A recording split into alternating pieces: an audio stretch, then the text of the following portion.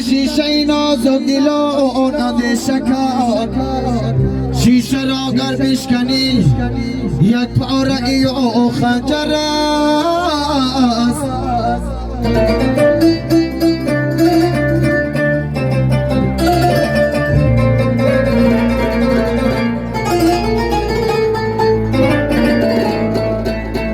وی گل در بالو لب ساغر و هم پشتی دره من دارم گیله ای چی سازم گیله وی موی کم نمارو بگردان دست خره وی جانو جیگره بفیره بو گیله بله بیدرا پشتی در چادر و نشودگاه سرا چسانه کندی در عشقا میرمه از دلی ما زردان به بالا خاندان روی من رقیل و لای خودمش قصدی شمالای میدنی روی بزه میشه های برام حلال میدنی روی بزه میشه های برام حلال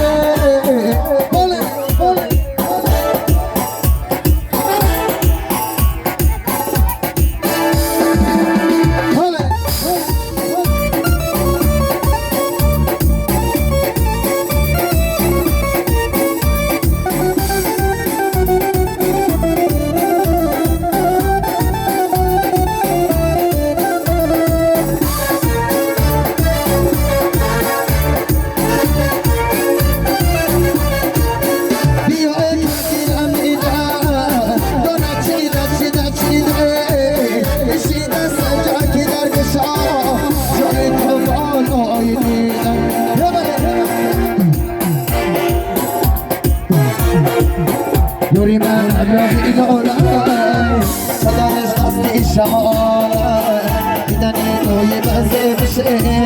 های براقی مالای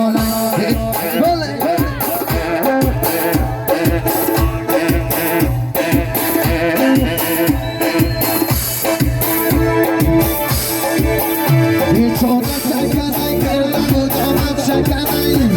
زمان دم سلمان کلو سدن جمعه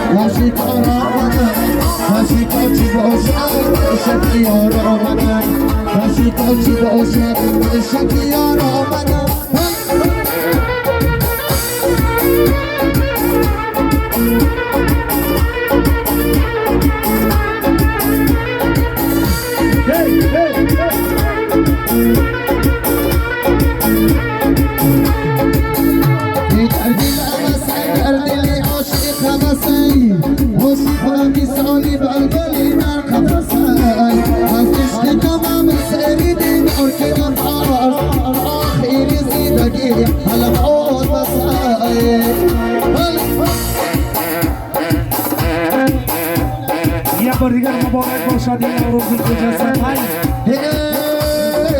خالی زار آمدم کسی کار آمدم کسی کاشی باشد نشکی آمدم خالی زار آمدم کسی کار آمدم کسی کاشی باشد نشکی آمدم خالی زار آمدم کسی کار آمدم کسی کاشی باشد نشکی آمدم دیدی زار آمدم کسی کار آمدم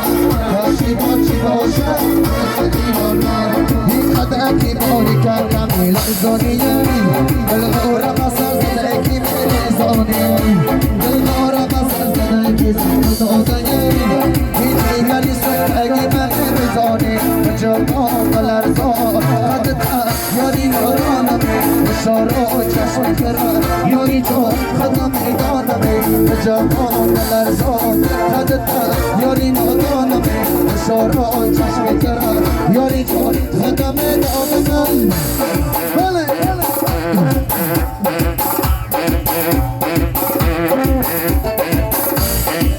اولو رئیس نویه خروشان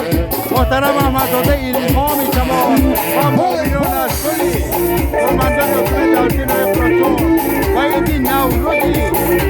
گرباق تشریف آورده. خوش آمد بگید دوستان عزیز